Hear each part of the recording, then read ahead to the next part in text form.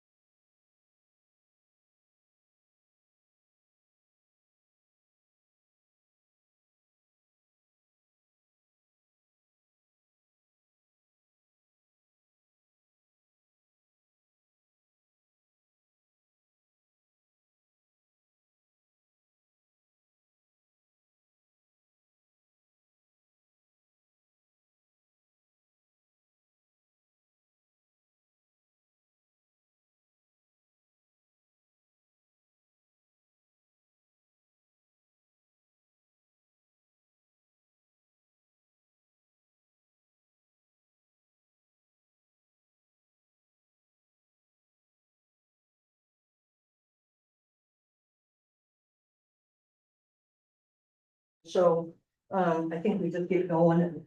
Okay, Okay, We'll start. this is ready. But, Okay. but we can't sign out of what's there and.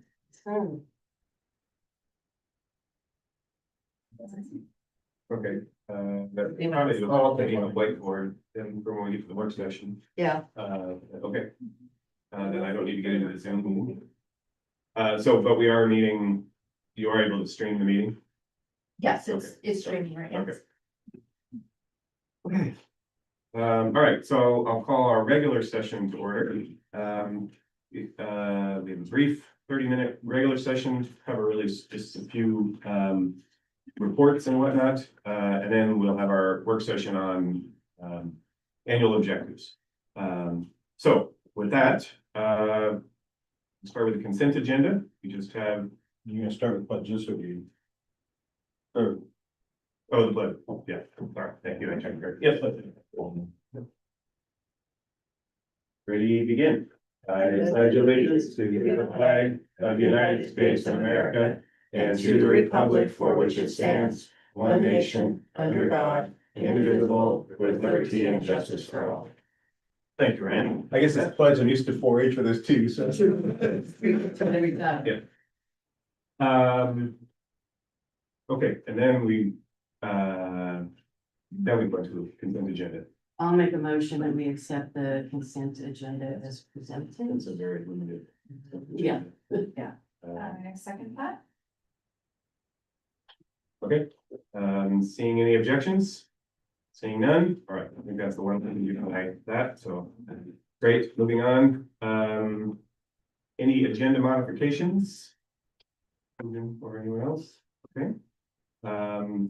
And we didn't call for public comment, and we have a public here tonight, so.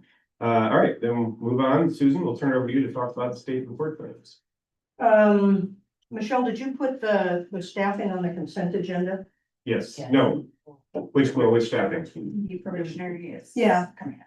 That's Oh, the next okay. agenda item. You want it, we can, You have the student investment account grant agreement is the next thing on there. After the staff. Oh, afterwards. Okay, I just started. well, But as far as do you want, staff- do you want to do the probationary thing? no, Okay. we can do it. There were, well, actually, if we could shift it, it would be nice, Sure. because the state report cards kind of lean Yes.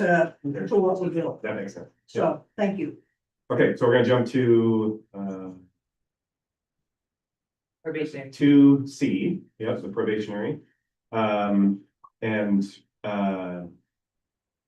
yeah, you want to explain this as obviously there's a change here. Yeah, there was a change in the law, in the last session that said that teachers take a 3-year time period to go through 3 years of a probationary status.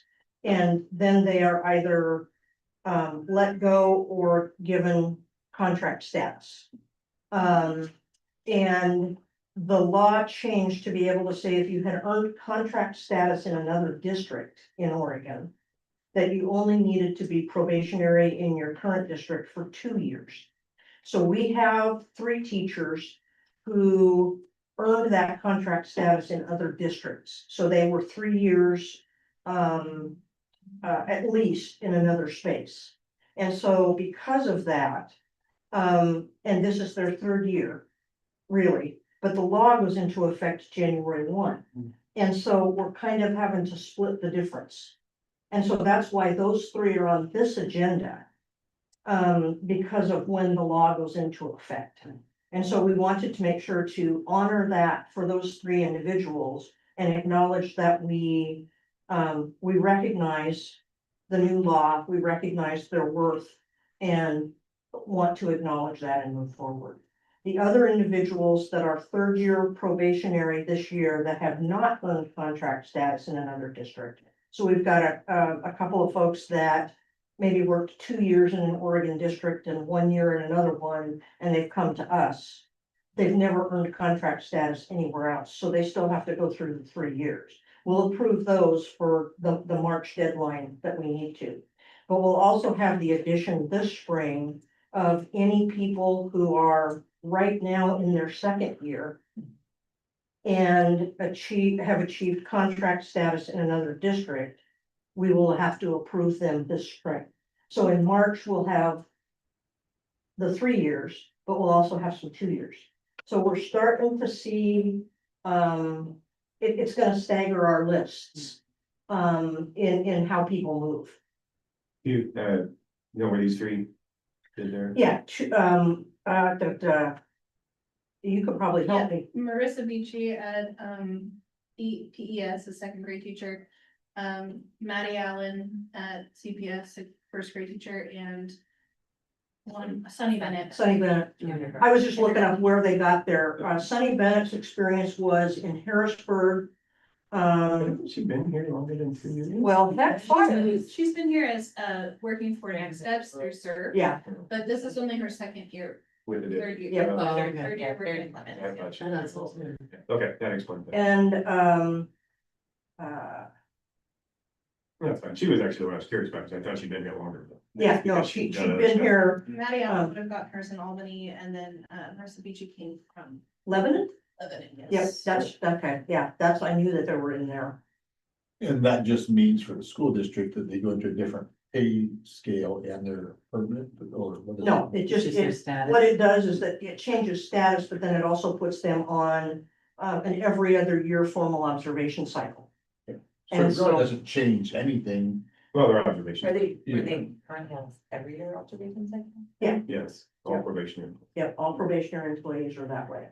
And so the reason to do that was to say, if you've gotten that experience in another Oregon district,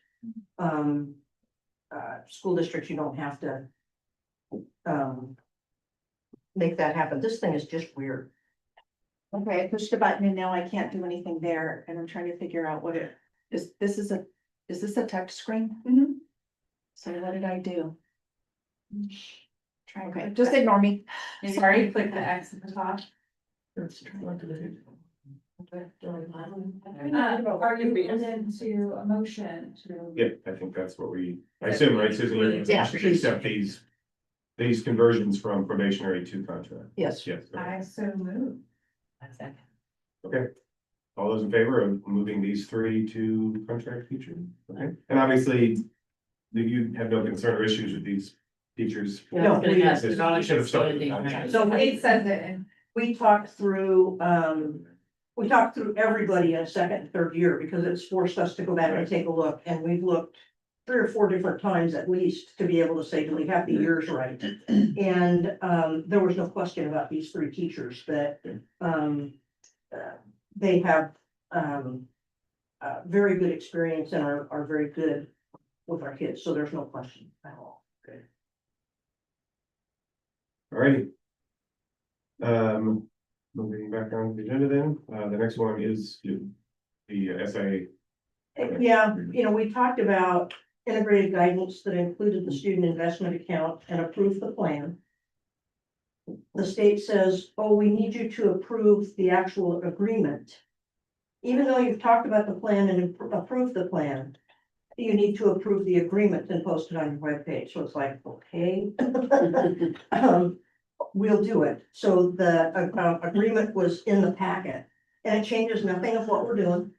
It's just they need that formal agreement to have 4 minutes that say it was approved, but nothing's changed. You just need a motion.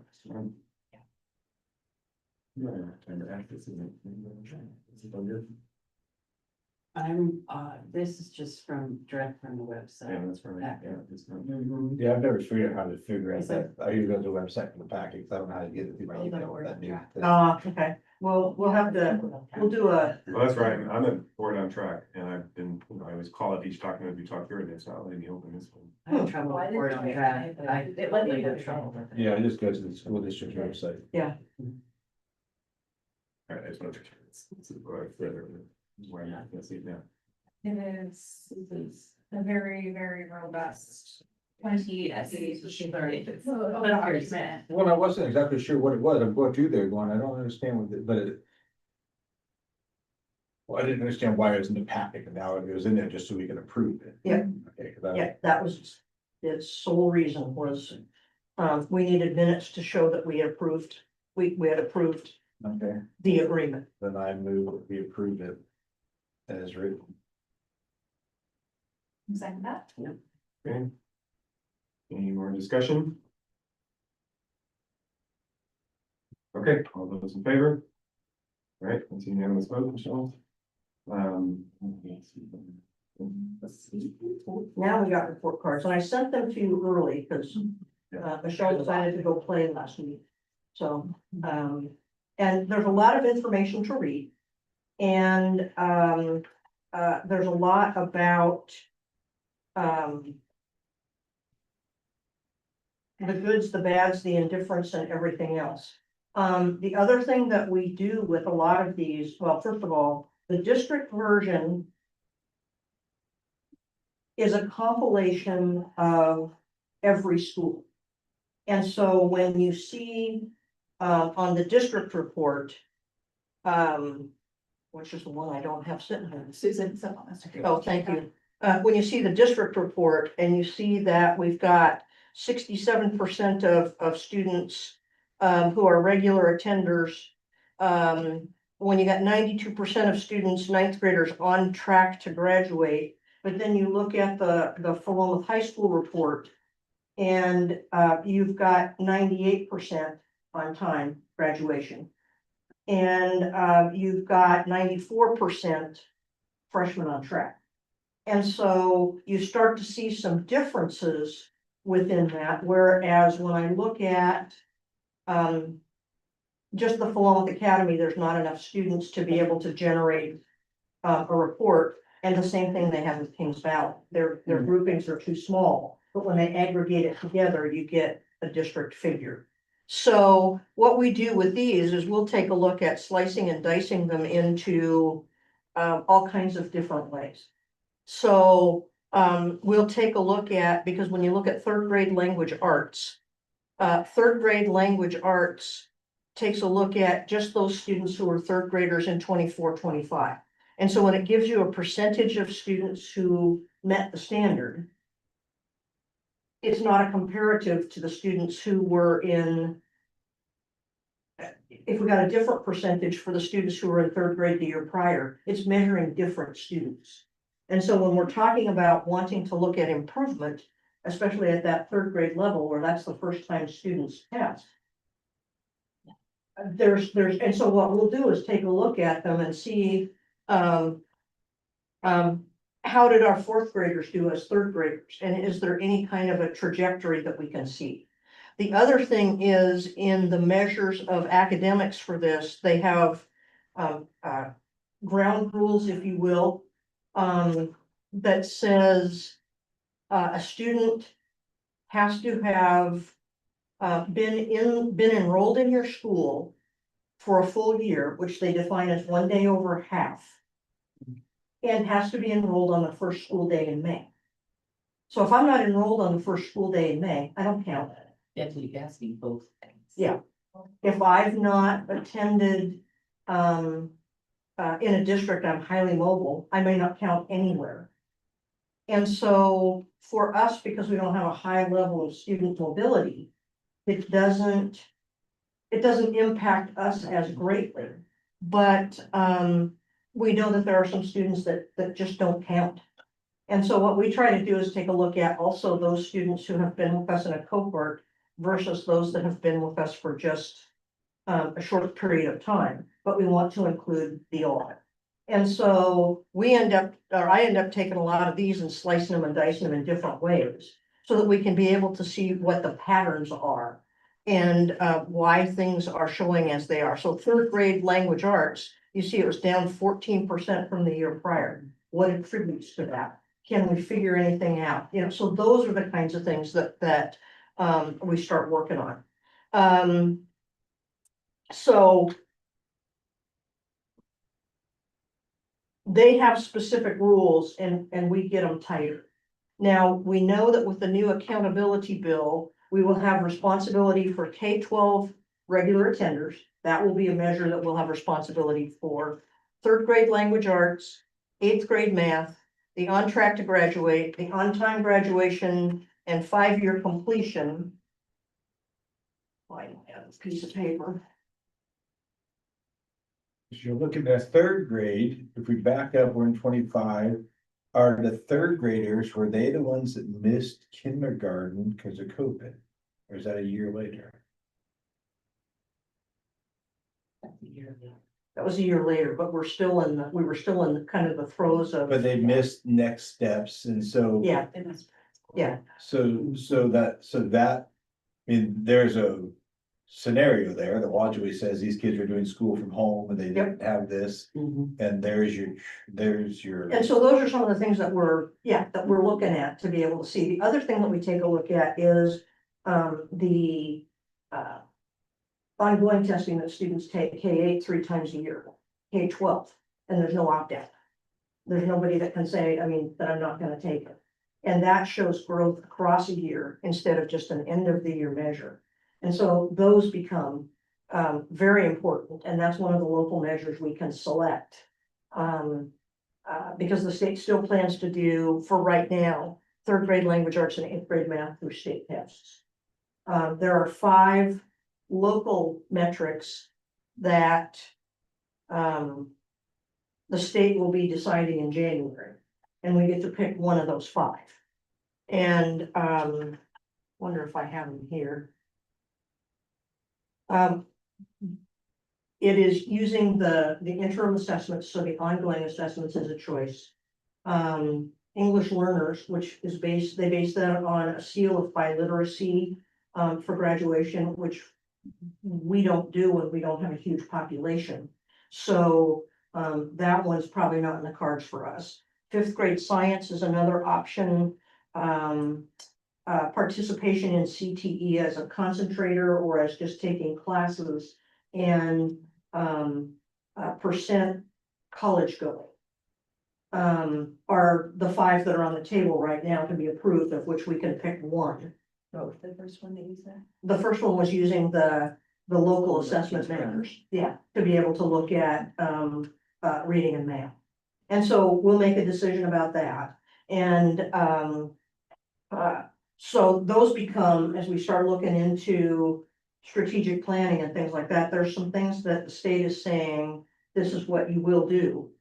And so it's, you know, what do we provide and how do we include within that information? Because I look at the local assessment stuff every time students test. So they test at the start of the school year, they'll test again in January, and then they'll test again in the spring. So I will have data to move forward. I can provide attendance percentages that we have for all our students every month, every quarter.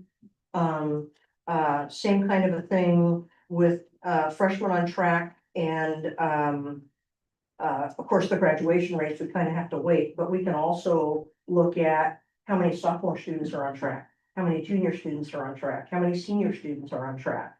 Freshman is the big one, because the research says that if you've got freshmen that aren't on track to graduate, that's the likelihood of when they will dip. But we can always, account for the others, to be able to do that as well. And so, I wanted to bring forward the cards to be able to say, they have some valid information. They are autopsy more than they are, well, they're programmatic too, but it's more kind of an after the fact. But we get some good information. So for instance, if you look at Philomath High Schools.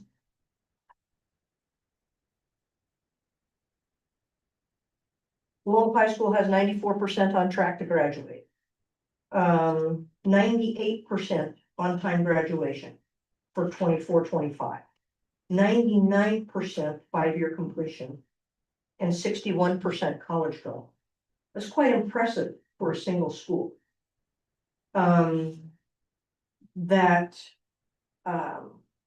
There's some real things that we can look at and be able to say, what do we need to do to maintain that? And what are we doing right now to be able to get that? And so it's praising those good things and owning the data in the way that we need to. But it's also seeing multiple different ways to be able to look at it. The college going is 2 to 4 year college. That doesn't, so I guess I would value a trade school as same as college. Right, And and so it doesn't add that in there. the measure from the state does not add that in college going. Now, it could be that when they're still getting to the bottom of what students who go to college.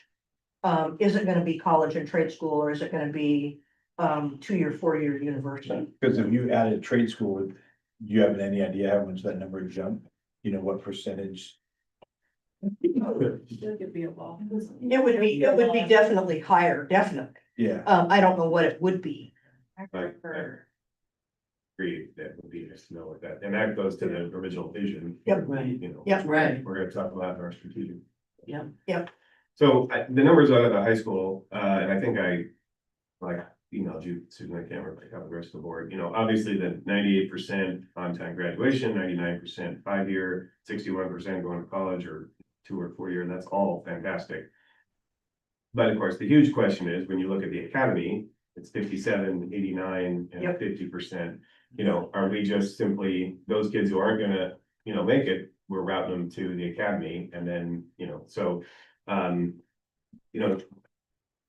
The academy, and I think that's, you know, the core fundamental discussion, right? What is the purpose of the mission of the academy? Way back when, before it existed, it was a credit recovery program, right? For kids who failed class or, you know, whatever. And it's become, you know, really an alternative education. Yeah. Program, for those kids, for whatever reason, don't fit into the very standard, you know, century-old model. Yep. That the high school offers. Mhm. But it can't be just, well, they're not working out here, so we'll put them up here and if they don't Right. work out. Right. Right? Yeah. Which you don't. But I guess- So the other thing that makes a difference is, you're looking at a Philomath High School with the demographic graphics of a 432 student enrollment. And the academy on this one of a 90 student enrollment. So the other thing that does is it skews your percentage. I mean, to some degree, because you've got, fewer students, change your percentages huge just by 1 or 2 kids. And so we see that, and we're working with the academy on, I'll call it rigor and expectation. And so we're having some really focused conversations. One of the things that we just started this trimester is we have some students at Philomath High School who, are not doing well in, Algebra 1. And they failed first trimester. And some of them we have discovered didn't pass math in the 8th grade at the middle school. And so what we've done is we've opened up a class. Originally it was gonna be a pre-algebra. And we brought back a class that had been created a number of years ago by Dr. Cerny and updating along the way.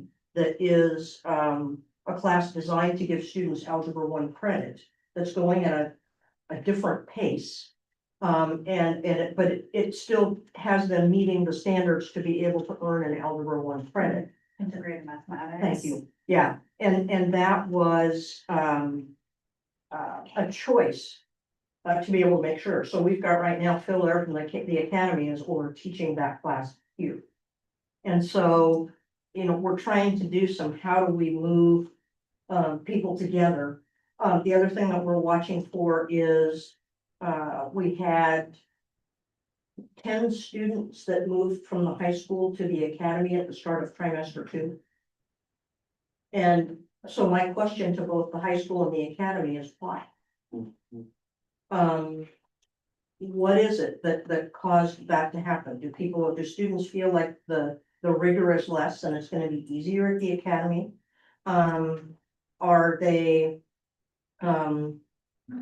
unable to do a structured 70-minute period in some situations? You know, what is it? And what are we doing or not doing? For students within the high school to accommodate. So it's those kinds of questions we're talking about now. Can I ask a couple of Yeah. questions about the academy? Yep. I admit I do not know enough about it, but so a couple of things. One is there's no crossover at all, correct?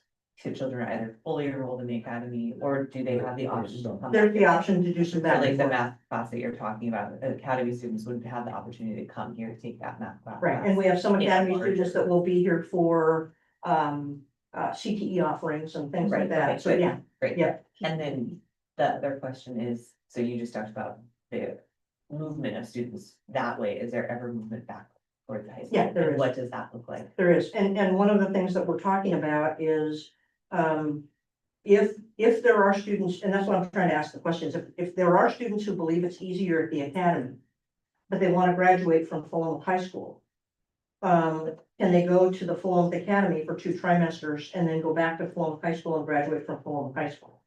And we've said, no. You can't. And so, but those are the things that we're trying to look at, is to be able to say, does it still need to be Philomath High School and the Philomath Academy? Does it need to be Philomath High School Campus A, Campus B? So what does that, so when there are students that come from the academy into the high school, what are the parameters surrounding that movement? As far as to your point, like as if the position has been held that you can't come back just to obtain a diploma from the high school. Well, I guess one question is, what? Like, is the assumption that like the Philomath Academy diploma is lesser? And that's what we believe, that the students have. The students and some adults have said the degree from the Philomath Academy is less than. Simply based on the perception of rigor Mhm. and or lack thereof. Mhm. And so when a student comes back into the high school, yeah, I'm just curious as to if their concern is that there is that backflow to get the degree. What are the parameters, what are the requirements to come back into the high school? Or is it just? If they want to, yeah, I come, wanna if come they back. want to come back full-time, what they'll do is they'll meet and they'll get a schedule set up to meet the needs of the student. To be able to do that. If a student is enrolled in both places, they're limited, they try and keep if a student is enrolled primarily at the academy, they might let them they'll come over for maybe 2 classes if they wanted to. And then we've gotten to a place where, if a class is offered here, unless it doesn't fit from a scheduling perspective and things like that, but if a class is offered here, a student can't go to the academy just to take that class. Because we don't want to get into, I don't like that teacher, and so I'm just gonna jump ship and go find another teacher in another class. And go from there. And are we talking about the academy, I'm sorry, during our work session, is that one of the? Yeah, I realize I'm kind of teetering into the strategic a little bit. I mean, we're setting objectives, so if Yeah. there's an objective about something that needs to be addressed in this case. I had a person I ran into, didn't know they had a student here, and their student switched here to the academy. Cause they said it was just easier and they could graduate where they otherwise wouldn't have, and I remembered Rick telling us the reason he joined the school board was because his deaf daughter. Was told she would graduate here because it was easier, so I heard somebody that's out of district make a comment that Philomath is easy, so our kids switch there. So I'm just thinking Philomath about, overall. no, the academy, Mhm. so I'm just thinking about what I Rick think it's said. easier for some students, though. I think there are a lot of students who The moving to comment, the academy would actually be harder for them. Yeah, it would be. And I think that that's. the comment kind of was not for perception. the student, it was easier to Yeah. graduate because the standards weren't as high. Mm. So the comment was made, they switched to the academy because the standards were lower, Mm. which is why they have one child district, just for one in a different district, but the one moved here because the standards were lower. And they were able to graduate. Their perception was the same. Yes, and so I was just remembered Rick saying the only reason he started school board years ago was because he wanted to make sure Flint was held a higher standard. And then I heard that, I just wanted to share the comment that It's interesting. there's a perception, at least to some, that the academy is lowering the standards. So people wanted to come here because it was easier to pass at a lower standard. Well, it's also interesting to think that the people who are saying that do value having that high school diploma. Right. And if otherwise there wouldn't be a way for them to obtain that, the fact that they're seeking it out as opposed to just like dropping out and not moving forward without one. Yeah. Yeah. But they're not getting a diploma, Yeah, right? they are. They Yeah, get Oh, I thought it was a Academy. GED. Yeah, can get a It's not a GED. Philomath, it's not a Philomath high school diploma. That's what I was getting at, it's not a high school diploma. It is a It high is a high school. school. It's just not a It's a Philomath. Philomath Academy Okay. diploma. But are the diplomas, when you get all said and done, if you have a diploma from high school, one from the academy, are they supposed to Already be? done. They are Well, you supposed to like be apply, identical. Not diploma, identical standards. Yes, that's Okay. the design. They're each a diploma, they just have a different letterhead. on the- Yeah, I just meant that Yeah, Right. the the qualifications idea to is- graduate were the exact same. Yep, they should all be the same standards. Yep. But I think it's a widespread perception that the academy is easier. And Yeah, and there's always been a, Yeah. look of, it's all online and it's not, I Removes some mean, of the hurdles. that there's I right, think- some, yes, Right. My last question about the academy is that over the summer when we were in work sessions, we were discussing during strategic planning the outside. And I think Garth and I had a conversation about kids that are online or that maybe are never in the physical building, or that maybe are online and really never showing up to online classes. And I'm just curious about the dynamic. as That's far changed as- dramatically this year. Can you speak to that? Yeah, the way that he's got it set up is everybody started coming in. Everybody, Everybody. regardless of geographical. location. Yeah, Okay. and, you kind of have to prove yourself. If you're able to manage, and continue to get your work done, you may not have to come in every day. You might be able to do a hybrid version of school. But once you drop back down out of success, then you're back in school. Okay. And there are a number of students who, even if they're in that range, are choosing to come. Just to interact with Great. peers and with an adult. Yeah, Garth's made that a really big move this year Yeah, of Thank you. being able to say, we can't just do online for anybody. Because one of the things that we had seen was not as much students from here, but some students that would come to us January, February from other districts that wanted an online presence, and that's all they wanted. And if they weren't successful, it wasn't good. Thank you. That is the conversation I remember, so I'm super excited to hear that that's been kind of reined in. So I don't know if you guys hear about Academy and. I don't hear much. One of my friends transferred over to Academy, but we weren't that close. We were just close because, yeah, I honestly, I kind of forgot we have an Academy sometimes, which sounds really bad, but it's like two different, it's like two different schools. You know, It is, it's like, yeah. yeah, it's like a They different probably kind. don't think of it feeling. No, I don't. I also didn't go here for elementary school though, so. You all the time in the world to worry about those things. How about you? You're pretty loud. My sister went to the academy, but I think that she thought it might be easier and she ended up coming back and just. Back to the high school. Yeah. Okay, these report cards, I think should be a fundamental input to our objective setting. So unless there's anything more on our regular agenda, I think that was. There's no action required, right? No, I just wanted to be able to put them out so that, because, one of the things that Tom and I talked about is he said, why did the paper have it before we got it? And that's kind of like, it's embargoed information and I can give the assessment information, but there are some things that it's just hard to be able to kick them out ahead of where everything else is. And I need to look at how can I do that in a better way to be able to make sure that we're ahead of the media files. To be able to do that. And so I just wanted to get them in your hands so that you could see and, kind of understand some of the pieces as we choose to use or not use. In different aspects and what the requests are from me to be able to provide data. I think the OSBA also emailed it out to us before, so paper. Okay, There's a link, like they don't send you your individual schools, so they send you a link to the whole repository. Oh, the Zoom link. I can do it from there. yes, Email it. yeah, and Brad came and talked to me, Are you, I think the day before the information. Are you gonna was adjourn? Public, so. this Yeah, meeting? yes, sir. Okay. Okay, she's pointing out, let me adjourn our regular session, so there's that at 6:30, 6:40. Did we have any next meeting agenda item, or did you just want to have that at the end of the work session?